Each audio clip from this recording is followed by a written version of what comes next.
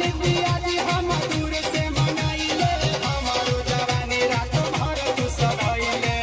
तू तो मारे मारे झटका, तू तो मारे मारे झटका, बटन तुला कुरती के रात तोड़ देला ए हो पिया, बटन हम कुरती के।